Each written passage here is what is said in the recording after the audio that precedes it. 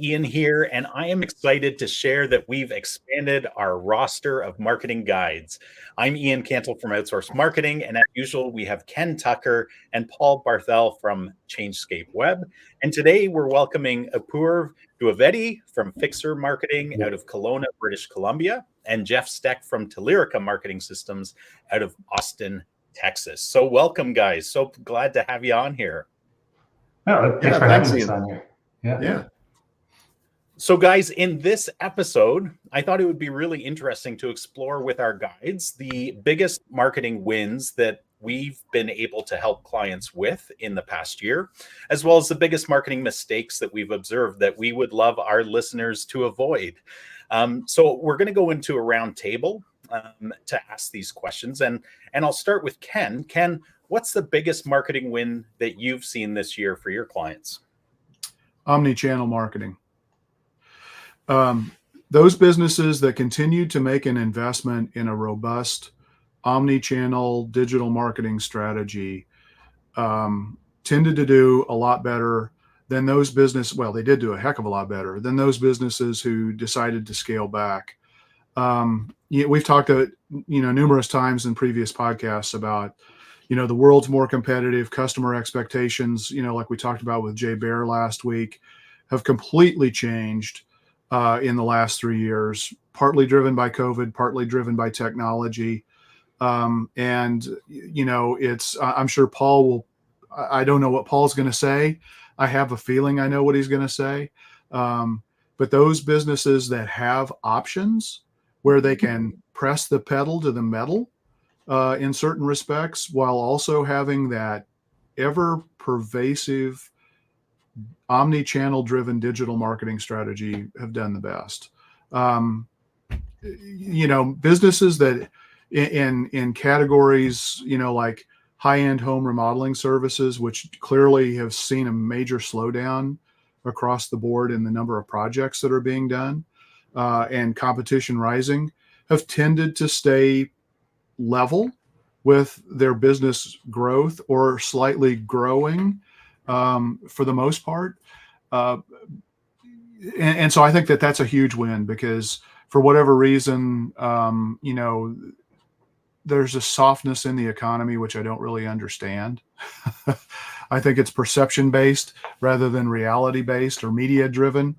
The economy for a lot of people and for most businesses, there are clearly losers, in the business world right now who are being hurt by this economy, but there are clearly a lot of industries that are doing well. So anyway, I think it's omni-channel marketing, always going to get my vote.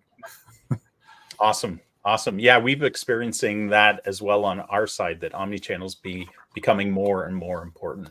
So Paul, what about you? What are the biggest wins that you're seeing with your clients? Same clients as Ken, I guess, but maybe you have a different perspective. Well, I think part of it is small businesses are actually starting to realize that they need automation in their business, and it can help them. Matter of fact, we have a client right now that for the longest time they didn't want to use any kind of CRM. They were doing everything manually, and it was just a real time suck for them.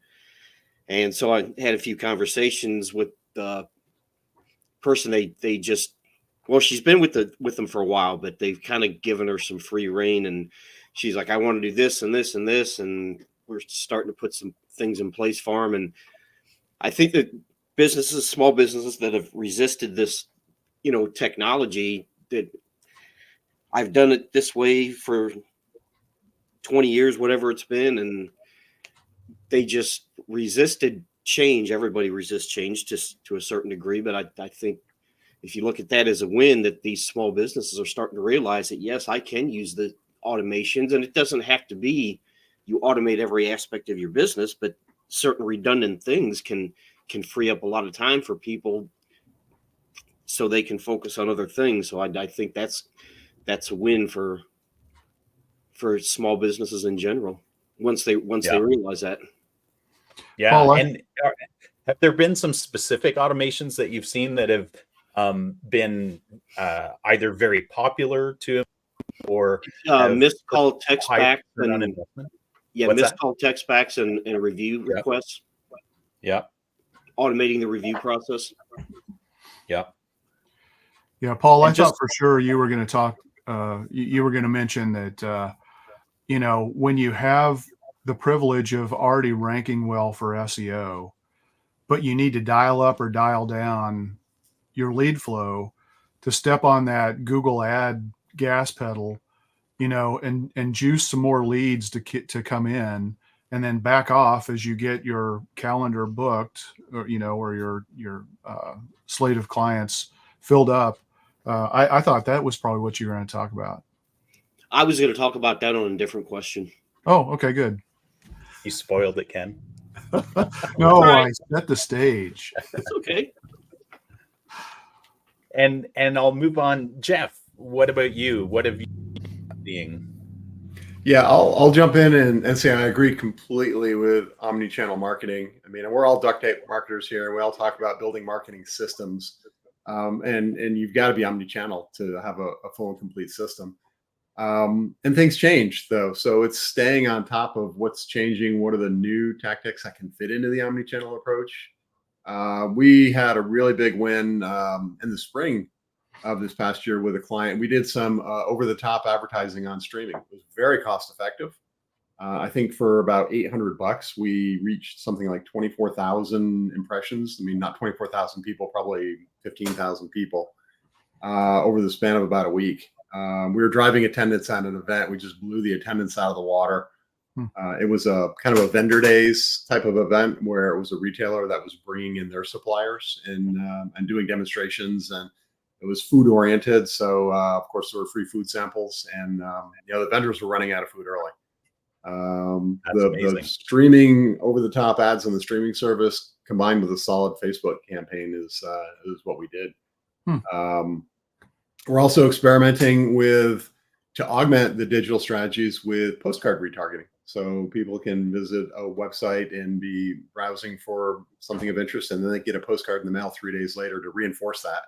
That old 7 touches, we've heard has gone up to 15 touches. I even saw a study, I think it was Jeb Blount, published some metrics that depending on the audience and how warm they are, it may take as many as 50 touches to get people's attention. So you got to be omni-channel. You got to be trying new things and not getting stuck in the ways of the old things that used to work and maybe don't anymore, and you don't even realize it yet. There's constantly experimenting, looking at data and trying new things and making it part of that entire system approach. Jeff, yeah. I love that. Offline integrated with online, it can be very powerful. And a lot of people, I think, have completely forgotten about the offline stuff. So it's actually kind of a wide open space right now for a lot of businesses. Yeah, I agree. I think COVID is, had a lot of responsibility in offline kind of dropping off too, certainly with live events. I'm seeing live events coming back strong too.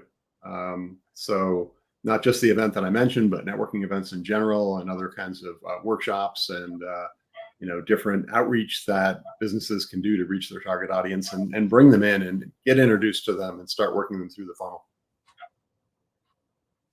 Yeah. And hey, I just always like to make sure that, not every person that's watching this or listening to this will really understand some of the concepts we've used, especially since, they might be joining us for the first time today. Ken, do you want to just explain what marketing is to people just so they understand it? What omnichannel is? Is that what you asked? Yeah. So, I mean, really, it's just using multiple channels in concert with one another to get, thank you for teeing this up, force multiplication, which is one of my favorite phrases. When you're doing multiple things in conjunction with each other, ideally you're going to get that force multiplier. And so if you're, doing social media posts on a regular basis, if you're working on your website, conversion optimized website with SEO strategies and content marketing and content repurposing, running some ads in the right places where your ideal clients or customers or patients tend to hang out. As Jeff talked about, there are offline channels that could be at events, it could be direct mail. it's really just, understanding who your ideal customer is, where they're at, what they're going to respond to, and then creating an integrated marketing strategy and system to leverage the channels to be able to get to them. And through the marketing hourglass, the know, like, trust, try, buy, repeat, and refer. Yeah, that's awesome. Good explanation. Yeah, it's like that ever-present person that just keeps popping up in your life, right? That's what we can do as businesses, not to be an uninvited pest, but to be an invited guest, right? And just to be accessible to people all the time in every channel that they're in. So yeah. That's awesome. And Jeff, just a quick question about, you were talking about streaming service ads. Was that on like a Spotify or what was that on? We were specifically on Hulu. So people will be watching, their shows on Hulu, and those little ad segments that get inserted in.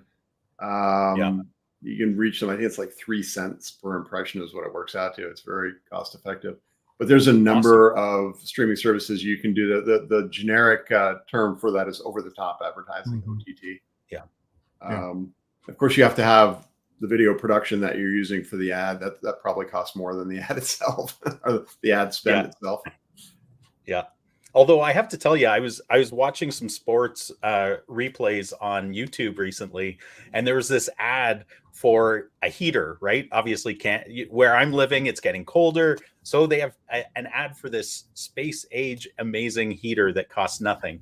And what made me laugh so much about it was that they had obviously used like an AI tool to create the whole ad, because half the visuals didn't make any sense to what, like, yes, it made sense to the words they were using. It didn't make sense for the ad. So that was an example of like ad got bad, but I'm sure they still get their sales. But you mentioned YouTube. YouTube can get some huge results, especially depending on the demographic. The younger generations are spending a lot of time on YouTube. But I heard the other day that the sweet spot now is getting your message out in 6 seconds. 6 seconds, because that's the amount of time that YouTube must play an ad before you can skip it. So if you can get your key message out in 6 seconds, it's going to be seen. Well, and if you get it done in 5 seconds and somebody skips it, you don't have to pay for the ad, right? Yeah, you can't skip it. And I think that there's that counter that comes before you can skip it. So that's where the 6 or 5 comes in. It'll be seen because it can't be skipped. Okay. But if you have a and there are 20-second ad, unskippable ads too. Yeah. Awesome. Apoorv, how about you? What big wins have you seen for your clients this year? Well, I mean, so before I get to mine, I just want to kind of add on the whole omni-channel and offline stuff, right? Absolutely, 100% for sure, right? I think what we saw over the last few years was, if you go back kind of 5-10 years, there's this big rush with people that were kind of moving towards digital and a whole bunch of online digital stuff, and they were starting to abandon things that used to work, like direct mail and direct marketing, and what we as marketers call out-of-home advertising, other people call billboards or signage or things like that. And it was working because they were getting really good results on digital, because that's where the audience was, and it wasn't oversaturated. And now what we're seeing is, okay, digital's now become like super saturated, and so having this combination of digital and offline is just incredibly effective. In fact, just some of the things like you guys are saying there, like adding in direct mail, right?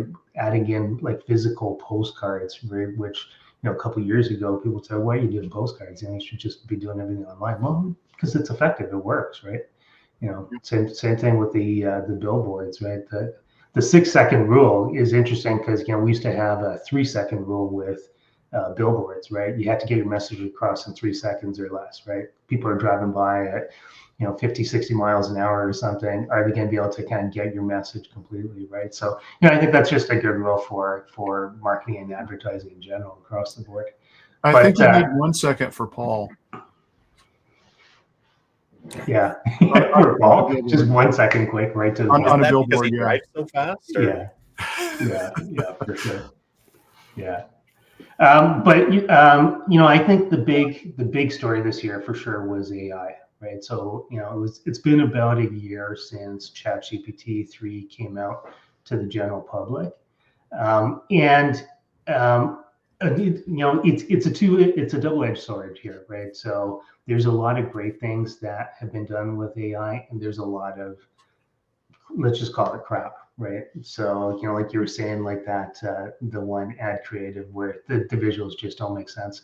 So, we'll come back and talk about that, and we'll talk about mistakes and stuff. But in terms of the wins with AI, and Paul was talking about automation, but there's a lot of ways that AI can be applied really effectively to help businesses with their marketing. And so, one of the things that we've been doing a lot of and have been seeing really good results with this year for our clients is local SEO. So using AI for local SEO. And so for the audience, when we say SEO, what we're talking about is search engine optimization. So that's making sure that your website and your profile and stuff are showing up on search engines like Google and Bing. And so, search engine optimization is all the stuff that kind of goes into helping you rank when people search for different things. And there's a whole bunch of stuff that goes with SEO that's like just really, really tedious, like a whole bunch of like little things that you have to do here and there. And you're all nodding your heads because you know exactly what I'm talking about, right? This little adjustment here, right? You have to change this description, you have to change this title, you have to add this link. And there's a whole bunch of little things, and each individually doesn't make that big of a difference. But when you do like thousands of them, then they add up. And so what used to happen before was, it was very manual, tedious process. And now you can use all these AI tools to really speed up that process. So still have really good quality human generated content that answers a person's problem or answers a question that they're looking to ask to a search engine, but have all the back end SEO stuff driven by AI.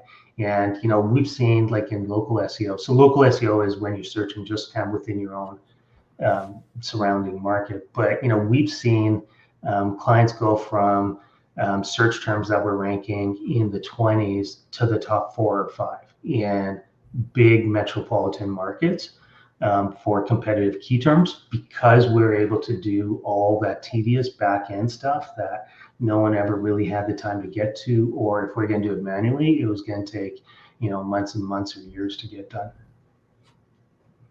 And cool. Just to clarify, Apoorv, it sounds like that you're using AI on behalf of your SEO efforts in order to help them. It's not really something your client would be using for themselves necessarily. It's a way of raising the level of what you're able to provide. Am I reading that right? Yeah.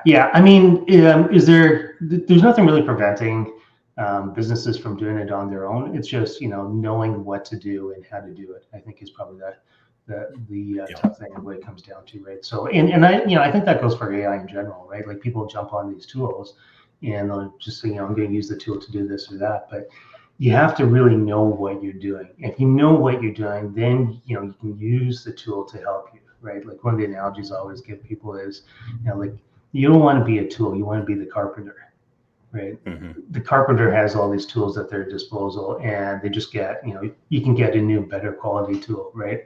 Help you do a better quality job, right? That's what you have to understand, right? So if you know kind of the basics of carpentry, how to put together a frame or a house or whatever, you use different tools to make it better, have it go faster, make it stronger, etc. Yeah, awesome. Before we move on to the next question, any last thoughts on wins, guys, or should we move on? We can move on. I'll take that as let's move on. All right. So Ken, I'm going to start with you again, and then we'll go around the group again. But what's the biggest marketing mistakes that you've observed this year? There are two that I want to talk about. There are a lot. Unfortunately, it's probably a lot easier to talk about the mistakes that are being made than the wins. Yeah. The two I want to talk about are not doing text marketing or email marketing. It depends, it depends on the nature of your client and your business, whether text or email or a combination, ideally. It just blows me away how many people are not trying to build and leverage a list. It is absolutely essential for the survival and the growth of your business, in my opinion. Text marketing is the fastest way, or email marketing, if it's appropriate, to get reactivated customers, to get those people who raised their hand and expressed interest and then dropped off the radar. If they've still opted in and staying, you still can stay in front of them with email or text marketing. Eventually they're likely to raise their hand and say, yeah, okay, I'm ready. Not everybody's ready to make a buying decision when they visit your website or even have that initial conversation with somebody in your business. The second thing I want to talk about is content repurposing. Content repurposing is the engine that can drive the local SEO efforts that Apoorv talked about. And I'm blown away by how many people don't want to make that extra investment. They just want to pay for a blog post here, for a video there, even if it's part of an integrated digital marketing service that maybe they're even buying from us. To make that an additional investment, it blows me away that people aren't willing to take the content repurposing strategy. By that I mean, you can write a blog post, you can use that blog post to turn it into a video. You can take a video and you can repurpose that to use the transcript to turn into a blog post. You can break those out and chunk those out into social media posts. Now, guess what? You got Omnichannel. Content repurposing is a critical strategy that small businesses just fail to take advantage of. Those are great, Ken. Why do you think, like, you raised two mistakes that were really mistakes of omission, right? People aren't, or businesses aren't leveraging text or email marketing, or they're not leveraging content repurposing. Why do you think businesses don't take advantage of those two things? Because they are very low hanging fruit, right? Two reasons. One is they've tried a solution and they've been burned. They didn't get any results. Look, if you're going to use a text marketing system that your point of sale system gives you, and a great example is like a med spa. Med spas are sold these systems. Here, it's a business in a box. Here you go. Well, guess what? If you use that text marketing system, you're probably not going to be as happy with the results as if you used somebody who really gives strong thought to the crafting the right text messages and delivering those to the right audience at the right time. So a lot of people have been burned. They've also been burned by hiring other marketing companies that, one, don't advise them of a marketing strategy. And to me, content repurposing, if you do marketing strategy, about content repurposing, and it's core to what you're doing.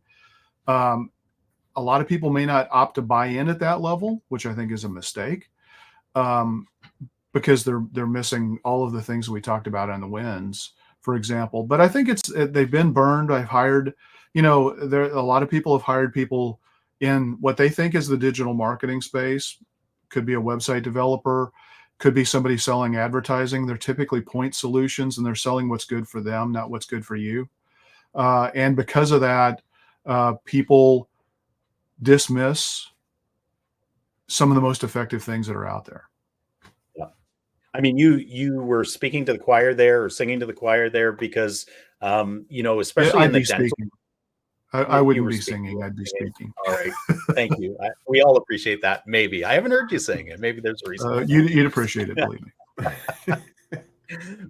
But all of the things you raised are really key in, especially the dental industry. You used med spas as an example, but when you were talking about practice management software, CRM systems, man, like I get those questions now. Usually it's after a decision has been made, unfortunately.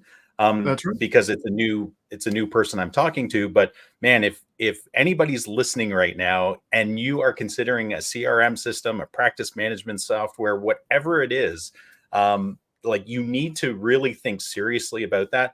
And no matter what your decision is, make sure it's an open system, meaning it has open connections, an API connection, or in the very least, a Zapier connection, because that will empower your marketing team, your marketing partner, to support you in a way that you wouldn't believe possible, because the practice management software, some of the CRMs, they're horrible at the marketing side. They have beautiful bullet points on their landing page when you're choosing to buy them that Right. say they can do everything possible from a marketing perspective. They're horrible at implementation for the most part. There may be a few exceptions, but I have not come across those yet. Well, Zapier Well, and even requires open API. Yeah, even if they're solid solutions at delivering that, the intelligence that's required to drive those is not baked into those systems. And so they give the business owner, here's the capability, here's the possibility, go for it. Well, if you just, I mean, I think back to restaurants, they try a lot of text marketing and they give up on it. It's because they don't know what to do. I mean, they'll send out a broadcast here. There's no consistency. There's no segmentation. There's nothing that's interesting to keep people, wanting to stay subscribed, unless it's constant discounts. You don't, guess what? Here's a news flash. If you're doing email or text marketing, you do not always have to offer discounts or add extra value. Sometimes you can just remind people, hey, it's going to be 60 degrees here in St. Louis today. Wouldn't it be a great day to go sit outside and have your favorite burger at our restaurant? That's all you need to say. You don't need to give them a discount. It's just like, oh crap, yeah, it is going to be 60. Let's get outside. Yep. It doesn't Staying happen top much of in mind is December. key. What's that? Yeah. Staying top of mind is so important. Yeah. Yep.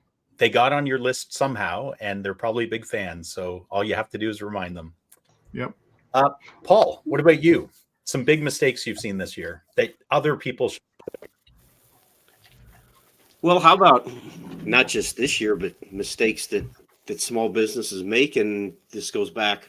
This is where I was going to talk about what Ken brought up. First of all, not having a strategy. Just throwing things against the wall, hoping something sticks. So the first mistake is not having a strategy.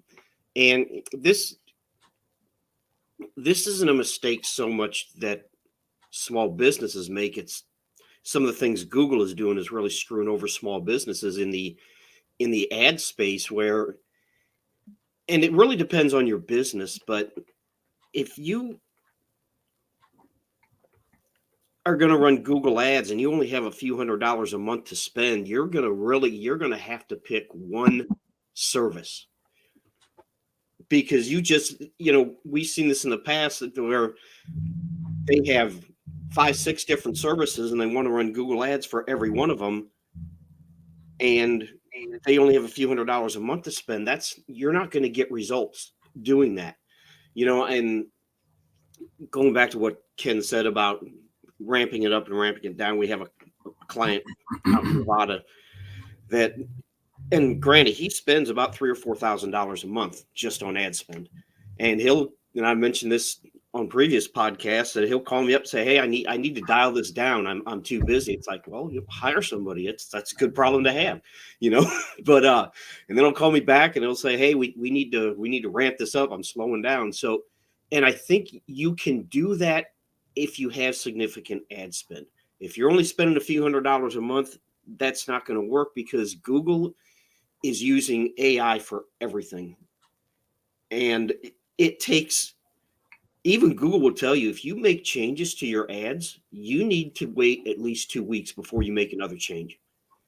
And if you're running their new Performance Max campaigns, which there's a lot of debate out there as to whether or not they work, Google will say you got to wait a month on a Performance Max campaign. You make a change, you have to wait like 4 weeks to see if it actually had any effect. But I think the other mistake there that small businesses are making is not having, their reluctance to allow people to self-book. Now, I get that to a degree with service area businesses, especially in a larger market, because if you just allow people to self-book without putting any thought into it, and there are kind of ways around it, but I get it. You don't want to have one person book an appointment in one area and then have someone else book an appointment. It takes you 30 minutes to get there, and then somebody else books an appointment, it takes you 30 minutes to get there. I get that, but I think part of this is from COVID, is that a lot of people, and it's not just the younger generation, they want to self-book. They don't want to talk to you, at least not right away. They want to self-book. They want to go to your website and have facts. And we talked about this, was it last week or it was last week with Jay, yeah. The week before, yeah, about your facts. There are more than 6 questions people ask you, and you know what they are, and they should be on your website. And then you should not just have the frequently asked questions, but the should ask questions. And people want information, and we've talked about this in the past as well, that by the time people actually contact you, whether they call you or fill out a form, they've already done a lot of research, and they've probably narrowed it down from 10 or 15 companies that they may possibly hire to 2 or 3 companies that they're considering. And you have to have that funnel, that buyer's journey. And that's a whole nother topic, but you have to make the information available for people, or they're just probably going to write you off and not being responsive. This day and age, and this goes back to that missed call text back we were talking about. If you can no longer wait 2 or 3 days to get back to people. You can't even wait 2 or 3 hours to get back to people. They've moved on. And so the lack of responsiveness in the past, it was, I'm not going to say it was okay, but you could get away with it. You can't get away with that anymore. We live in an instantaneous society, and that's what people want. And we talked about that on the previous podcast with Jay, that it doesn't matter if you're a small business, because even if it's just a missed call text back, you have to respond almost immediately.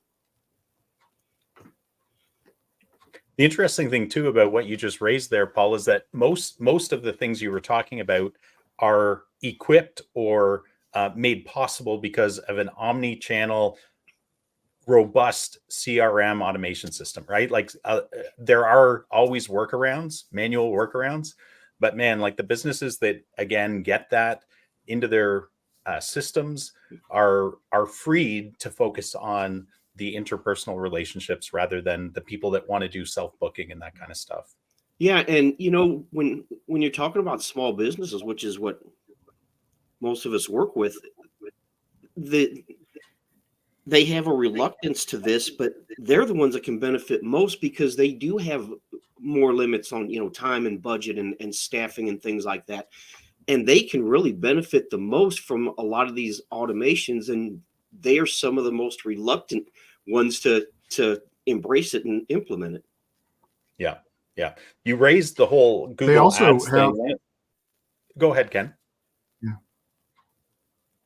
There's a bit of a delay. Well, I was just going to say small businesses typically have a lot more agility than a bigger business to make change. And, we're in a change-driven world right now. We have been for the last 4 years now. And if you continue to do what you've always done, you're going to get left behind. I mean, Jay Baer made that very clear last week in our conversation. Small businesses actually have a chance to get ahead of this and dominate, where a large business can struggle because they've got so many review layers, so many players, so many opposing opinions. I think small businesses should be poised to take advantage of that. I think you're absolutely right. And I think they always have been, right? If the small businesses that understand that they're in a boxing match with the big guys, they are the more adaptable, nimble fighters in the ring than the big guys who have to equip massive teams. And if they have to switch CRM systems, look at it. That sucker's going to take years, right? So that's awesome. Jeff, what about you? Yeah, I agree with what y'all said. I think Ken, when you were talking, the phrase "the devil's in the details" comes into play. And Paul, when you're talking about trying to get some results on very small budgets, that kind of resonated with me too. I think the bigger embodification of that, is that even a word, is a lot of business owners, they're small businesses, the business owners wearing many hats, and maybe they're trying to self-market their business. I don't want to be too harsh, but without all of the knowledge and expertise and the tools to really do so. And I get it. I've been there in the past in another business that I owned. There is the need to start out small, but if you're not ready to hire an agency yet, get a good coach. Get somebody who's been there. Get in a networking group or find a mentor or an advisor to help through that. I'll give an example. We had a client come to us this spring, actually this summer, late summer. They had started in the spring trying to run their own Google ad campaign. And they had a very large budget compared to a lot of small businesses. They were running $8,000 a month. And their ad campaign was, Google, Facebook, they have these, we'll do it for you, make it easy. Definitely advise against not doing that. You're risking throwing money away. This $8,000 ad spend was going to ads that essentially were, hey, Google, go look at my landing page and make up the ad. So that was step number one. Just let the AI and the system make up the ad. So they weren't even controlling the messaging. Number two was do whatever you need to do to get clicks. They were optimizing for the wrong thing. Clicks is a metric. It's a valid metric. You can use it to compare against campaigns. But for most business owners, especially small businesses, it's not about the clicks. That's like saying Facebook is about the likes. It's about people taking action. It's about conversions. That's when somebody takes an action, they convert from one stage in the pipeline to another. So they were telling Google, make stuff up and optimize to get as many clicks as you can. Essentially, we don't care what happens after that. We don't care if they get to the landing page and bounce. We don't care if they get to the landing page and don't take any further action. And then just run the bill up to $8,000 a month. And that's what they knew how to do. Google is always happy to spend your budget, right? They are happy to spend your budget. So we took that campaign over. First thing it did was cut the ad spend in half. Then we started writing the ads for them. And then we started targeting for conversions. And guess what? Their lead, we still have some work to do. As Paul mentioned, there are delays. When you make changes, you have to stop and let some data build and then look at the results. But we've been relatively early on in this campaign. We've already dropped their cost per lead by 50%. So now all of a sudden the ad spend that we cut is going further. So I use that as an example to talk about, it's real easy to take advantage of, these tools and platforms. But if you don't really have the knowledge and skills and background to do it, you're not likely going to be as effective at it. Building an omnichannel marketing system. If you don't know the devil of the details of how all these things work, when they say, oh, it's easy, it does this, that, and the other thing, but then you have to connect it up and make it work and understand the data you're gathering and how to take action on that data. That doesn't mean that you have to hire an expensive agency. It means you need to know what you don't know and go out and get some help and find some resources. And it may be that hiring an agency is the most cost-effective way to get that done, because that's the world we play in, right? We stay up on what's going on and we're in it day to day. But don't make that mistake of, oh, I know how to market my business. I took a course in college 20 years ago. That's probably not going to cut it. Well, yeah, and the other, going back to something you said, is you have to define what a conversion is. If you're running a campaign that you want newsletter signups, well, that if someone signs up for your newsletter, that's a conversion. That doesn't mean they actually bought something. And going back to Google Ads, if you leave it up to Google, if somebody clicks on your ad, that's a conversion according to Google. Hey, you ran an ad, they clicked on it. That's a conversion. Well, no, not really. They clicked on your ad. So define what a conversion is for the campaign you're running. Right. And that's a deeper level of connection in setting things up so that, when you have control over it, you can tell Google what matters to you and what doesn't matter. You can put values on it and it can optimize for it. Yeah. Yeah. What about you, Apurv? What are some mistakes that you've observed that you want our listeners to avoid this year? Yeah, so there's a few things that we've seen this year, but they're kind of consistent with mistakes that we see businesses make over and over again with their marketing. And I'm just going to kind of ride this whole train of AI and automation and the latest greatest, let's just call it, right? So a lot of the times people feel they need to be on the latest greatest and they have to be using whatever that latest greatest is. there's all this buzz and there's all this hype that's out there. And they may have heard from a so-called marketing guru somewhere, oh, you got to be doing this thing, this is now the latest greatest, and so they jump onto that thing, right? And I wouldn't say there was a ton of this, but I did see some folks this year trying to do stuff related to augmented reality or virtual reality. This is something that's kind of been out there for quite a bit of time, honestly. But it comes down. Augmented reality has been there. Yeah, exactly, right. And I mean, there's a place for it, but for most small businesses, it's not the place, and it's because when we kind of like take a step back and kind of come back to core marketing principles, it's one of the things we tell people is fish where the fish are, and like don't just jump on the whatever the latest greatest is because that's what the hype's about, but are your customers actually there? Right? If your customers are on augmented reality, great, right?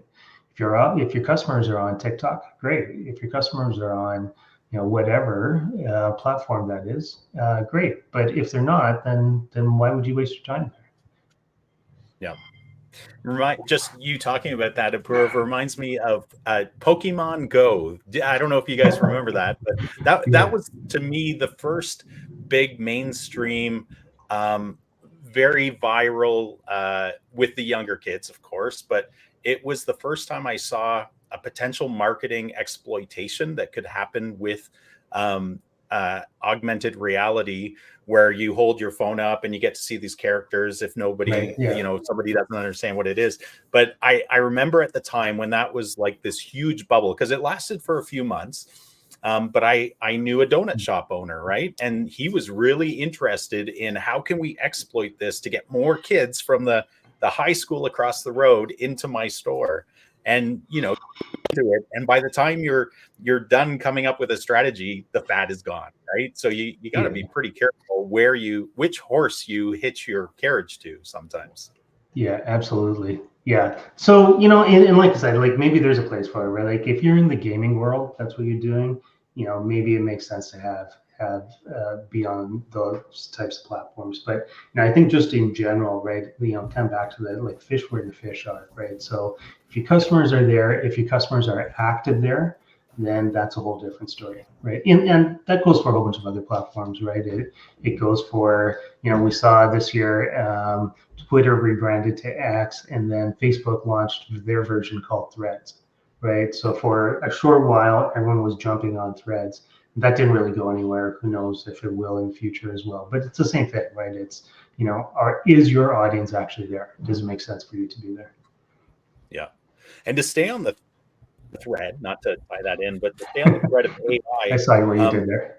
Yeah. All of us on this as guides have probably been playing with AI for probably a couple of years at least now. And the tools were very immature for a while, and this year has seen a lot of growth in them. But as someone that's been playing with them, that we use them just like you were talking about, Apoorv, I have to say to our listeners, like, you can burn enormous amounts of your own time, energy, and money playing with these tools. And if you don't know what you're doing, even if you do know what you're doing, you can still burn a lot of time and energy. And so, like, you got to be smart about where you put your, which baskets you put your eggs into, for sure. Totally. Yeah. So this question I love is, and we'll go around the circle again, but I'll start with you, Ken. What are you most excited about for marketing in 2024 for clients? Building speed of response systems. I just think it's such a critical thing, and the technology is there to do it, and to do it extremely well. We talked with Jay Bear last week, and providing automated responses when people go to your website and they type in questions on your website in a chat widget or a text widget, having answers for those. And you don't have to have all of the answers, but you have to set expectations. You have to be able to allow people to take the actions. The fast button that he talked about, having that fast button or that, where people can immediately jump the line, because people will pay a premium for that. And designing a set of solutions, you're going to make a lot more profit. It's not a race to the bottom if you're doing that. And right now, too many businesses are trying to fight in this race to the bottom because Google ads are a lot more expensive and competitive than they have been. There are a lot more players that are out there that are having to make investments in digital marketing because everybody recognizes, hey, the world just changed. I've got to be in this market now. I've got to be doing a lot of these things. You have the opportunity. Look, statistics show over and over and over again, if you're the first business to respond, you're very likely to win that business if you respond in the right way. And it's not price driven. That's the great thing. You can actually charge more money and win the business because you were first to respond. So, that's all driven around marketing and automation. It's all driven around changing the way you think about your business, creating those jump the line kind of scenarios while you're still properly managing all of your other customer, client, patient expectations. That's what gets me really excited. The other thing is just, I still am so excited about, the email and the text marketing, nurturing and long-term, short-term, quick win scenarios that are out there that are available through a real marketing CRM. Don't be fooled, as Ian said. Great point. I'm glad you made it earlier. Don't think your practice management solution, even though it has marketing capabilities, is the right answer.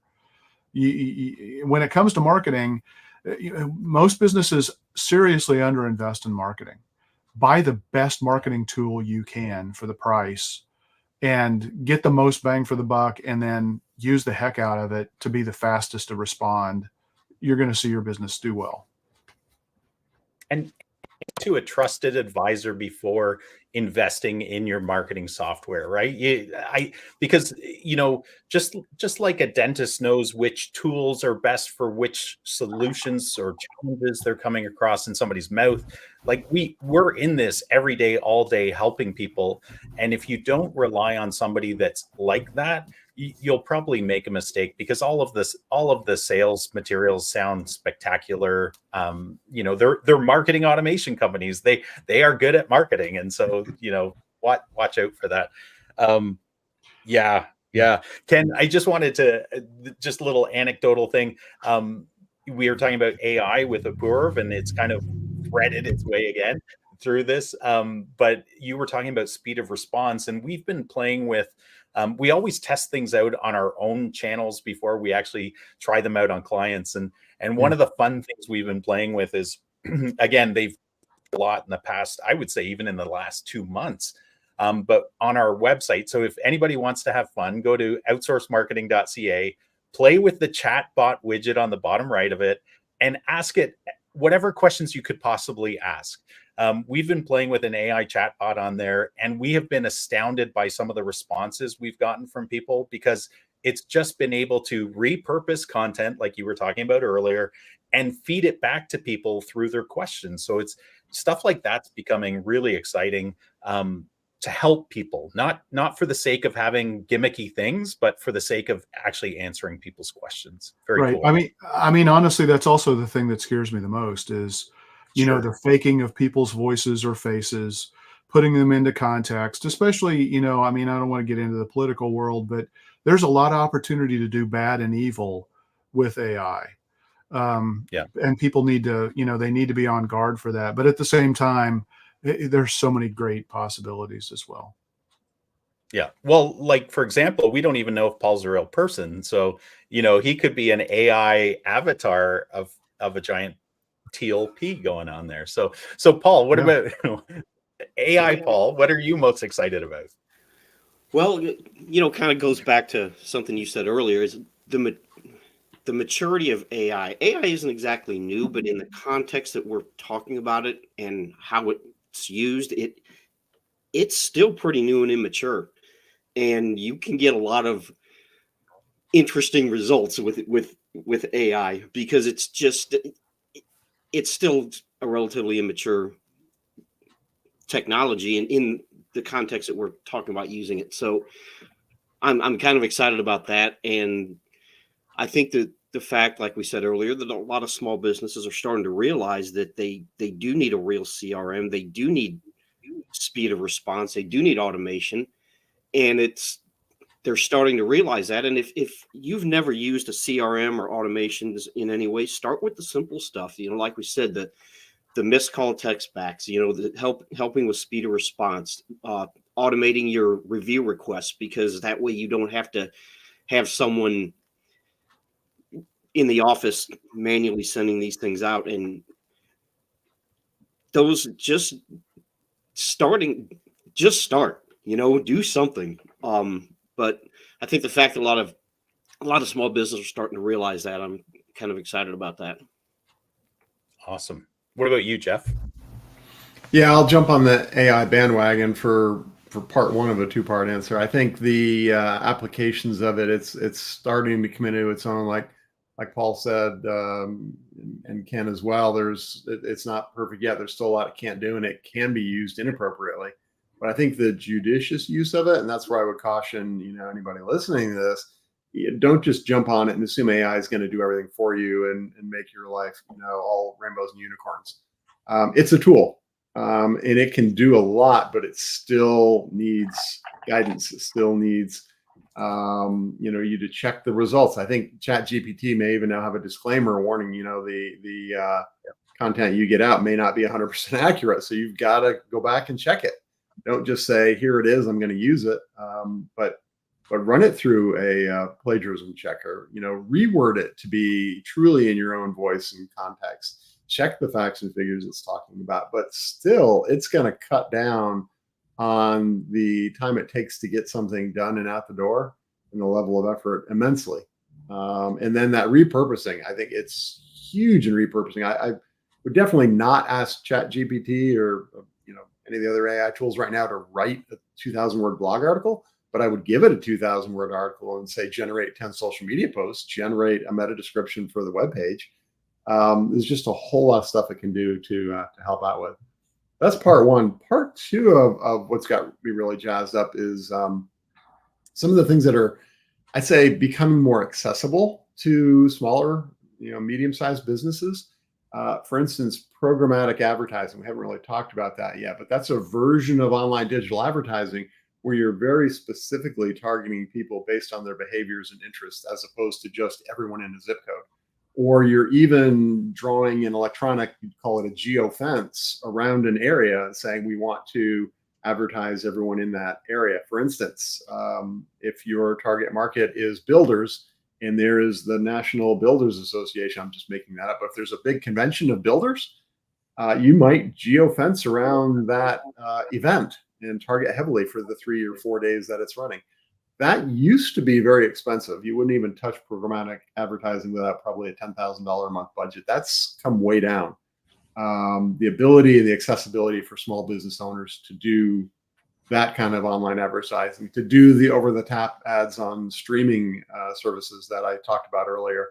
There's a lot of cool stuff coming and becoming available now. But the double-edged sword part of it is that, you've got to figure it out and learn how to use it appropriately. So again, I go back to don't try and do it all yourself. Find a guide, find somebody who can help you through it, or outsource it. Yeah, Jeff, I love that you mentioned programmatic advertising. I mean, one of the things that I think is a really cool application, and again, a lot of people just don't want to do this, but it's like you can actually target the customers of your competitors.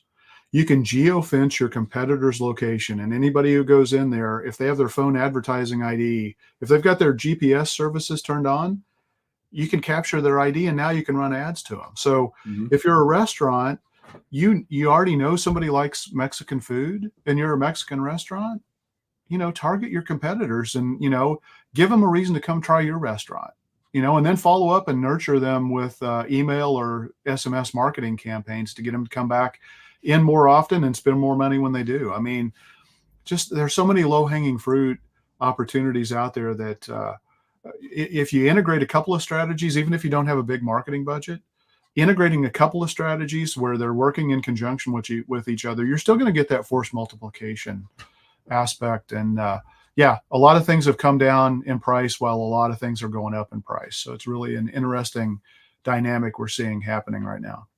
Yeah, that goes back to the comment that somebody made earlier about just don't assume because it's been working for the last 20 years that it's going to keep working. It's constantly staying up on what's changing and what's working now that might not have worked yesterday, and something that was working yesterday might not work today. So yeah.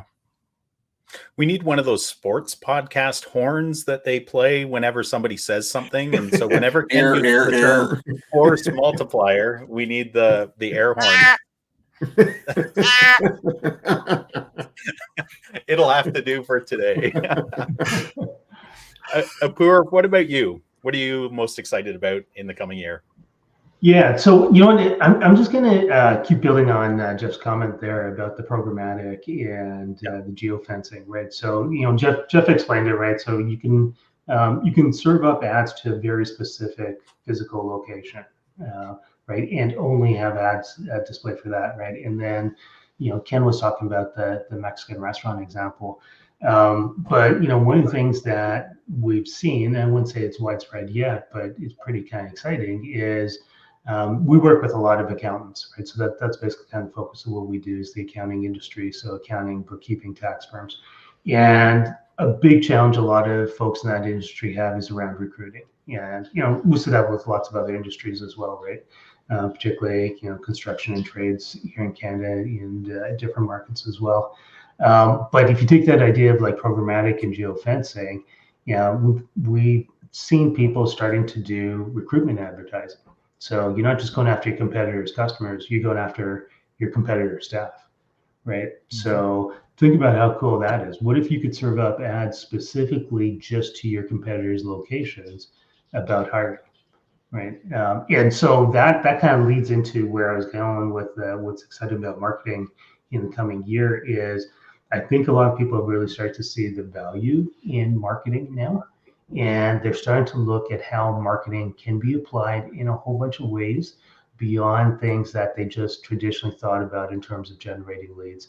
And so, this whole idea around recruitment, right? And marketing working with, if the firm's large enough to have HR, or even just kind of working on recruitment branding, helping to drive better quality applicants, help the firm to basically stand out so they can hire more folks. Because at the end of the day, a recruitment campaign is just another type of marketing campaign.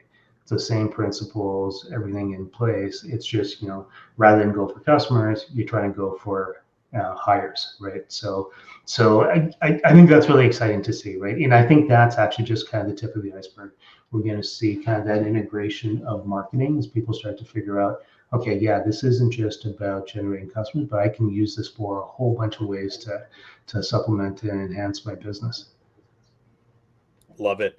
I mean, I spent a good chunk of my career in the corporate world, and I remember learning very early on that the HR recruiting process was just what you said, Apoorv. It's just another target market and a target audience with a different message for the company. And man, you don't want your HR department being the ones that are doing the recruiting ads, probably not even the recruiting videos, the branding around your business. That's a big mistake, especially for smaller businesses where you might not even have an HR person, and you really do need to adjust your thinking of how are we going to attract people and who are these people.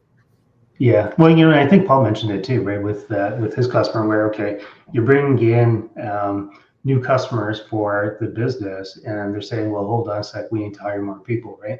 And so a lot of small businesses kind of constantly do this juggling act or balancing act between, we need more customers, now we've got more customers, we need someone to actually do the work, right? And you don't want to hire too many people that have them sitting around twiddling their thumbs, not doing anything. You need the customers coming in, but it's this constant balancing, right? So, it's being able to kind of straddle that and go back and forth between them, right? I think we're just going to see more and more of that. Yeah. Awesome. Any parting thoughts, guys? We've gone a little bit over time, but this was a really good topic, I think. All right. Good to close up. Well, I'm going to wrap it up. Thank you to each of you as your marketing experts to share your insights with our audience. I think this has been a really, really great conversation. And thank you to our audience for joining us today. I hope you found this topic really valuable and that it helps you, first of all, to use marketing strategies and tactics that are going to help you in the coming year, avoid the ones that aren't going to help hurt you, and then also some interesting things to be excited about, just like our marketing guides. If you liked what you heard today, please share it with other people. Spread the news.